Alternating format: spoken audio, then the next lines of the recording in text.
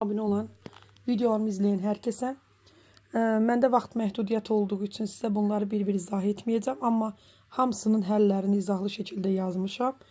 Deməli bu Namazo qiymətləndirmə 8-ci sinif kitabından kiçik summativ qiymətləndirmə 2-nin A variantında olan tapşırıqların həllidir. Səhifə 24-də tapşırıqlardır. Deməli bir hamısının birin izahını bu şekilde yazmışam sizin üçün. Şərti oxuyub burada baxa bilərsiniz. Söhbət nədən gedir? Perimetr 40 kök adda 2 cm olan kvadratın diagonalı katetlərin nisbəti 3/4 olan düzbucaqlı üçbucağın hipotenusuna bərabər üçbucağın katetlərini tapın. Bilirik ki, kvadratın perimetri 4 aya bərabərdir. Burada A tərəfini tapmaq olur 10 kök adda 2. Əgər tərəflər 10 kök adda 2 və 10 kök adda 2-dir, kvadratın diagonalını çəkəcəksə, bu diagonal D bərabərdir 20. Yəni Pifagor teoreminə görə tapmışam, yazmışam izahlı. 20-dirsə, həmin o başqa bir düzbucaqlının hipotenuzuna bərabər olduğuna görə katetlər 3x kvadratı üstə gəl 4x kvadratı bərabər 25x kvadratı bərabərdir 400. Buradan da x bərabərdir 4. 3-ü bir dəfə 4-ə vururuq. 4 də 4-ə 16 santimetr. Deməli, baxırıq növbətilərə. Səhifə 24-də digər tapşırıqların həllinə baxırıq. Burada 2 nömrəli də şəkildə verilənlərə görə x və y-ı tapın.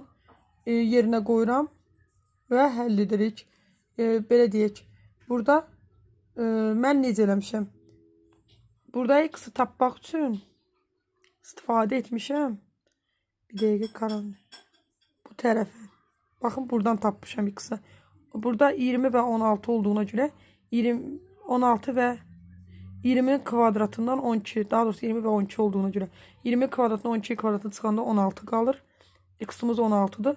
Buradan da y-ı yerinə qoyub tapmışam. Sonra 3'də şəkildəki bütün kvadratların sahələri cəmi 360 kvadrat santimetr olarsa böyük kvadratın sahəsini tapın. Deməli bu üçbucağı x adlandırsam, üçbucağın bir katetin, bu üçbucağın da katetini x adlandırsam, tərəfləri x olan kvadratlar alınır. Kvadratın da sahəsi nəyə bərabərdir? S bərabərdir A kvadratı, yəni x-in kvadratına. X kvadratı üstə gəl x kvadratı. Bu tərəfi də olacaq nəyə? Sahəsi y kvadratı. Bunların üçünün sahələri cəmi 360 olduğuna görə belə deyək. Və burada şərtə görə, Pifagor teoreminə görə y-ımız bərabər olur. X kvadratı üstə gəl x kvadratı. Gətirib yerinə qoyuram bu x kvadratların yerinə y kvadratı. Buradan da 2y kvadratı, y kvadratı bərabərdir 180. Böyük kvadrat y olduğuna görə buradan y-ı tapmaq kifayət edir. Böyük kvadratın sahəsi ilə bunu tapdıq, bəs edir. Yəni 180'dir. 4'də də ardıcıl yerinə qoymuşam. 30 dərəcəli bucaq qarşısındakı katet hipotenuzun yarısına bərabərdir. Bu xassiyyə görə 30 dərəcənin qarşısında olan tərəf olacaq 6. Yəni hipotenuz 12 olduğuna görə onun yarısıdır. 5'də nə deyir? 5'də də yenə düzbucaqlının sahəsini istəyir.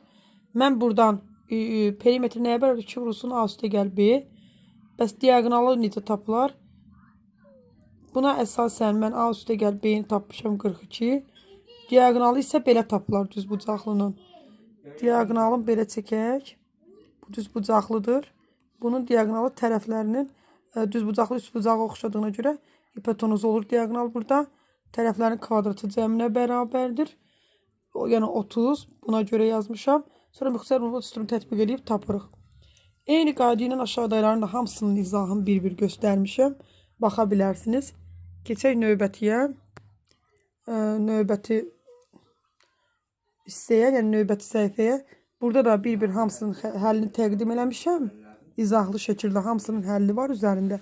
Sadəcə 14 və 15'in bütün həll etmişəm. Yəni 14'də sual necə də uyğunluğu müəyyən edin. İti bucaqlı üç bucaq. Burada A, B, C, D, Y variantlarının hamısını bir həll eləmişəm. Burada da xassələr var. Düzbucaqlı olması üçün sizin üçün göstərmişəm. Düzbucaqlı olması üçün C kvadratı bərabərdir A kvadrat üstə gəl B. İti bucaqlı olması üçün C kvadratı kiçik olmalıdır A kvadrat üstə gəl B. Körbucaqlı olması üçün C kvadratı böyükdür A kvadrat üstə gəl B. Deməli belə çıxır ki, kiçik tərəflər katet olur, böyük tərəf hipotenuz. Mən kiçik olan ədədlərin kvadratını tapmışam, cəmin. Böyük tərəfin də ayrıca kvadratın cəmini tapmışam və burada asılılıqlardan hansı alınırsa onu araşdırıb beləliklə üç bucağın növünü tapmışam. Burada hamısı təqdim olunub. 1-1 15-də nə deyir? 15-də Z tərəfini tapmışam, yəni hipotenuz tərəfini. Ona görə də perimetrləri hesablayıb tapmışam və uyğun variantları araşdırıb qarşısına yazmışam. Bu da bu qədər. İzlədiyiniz üçün təşəkkür edirəm. Xahiş edirəm ki, videolarımı bəyənəsiniz.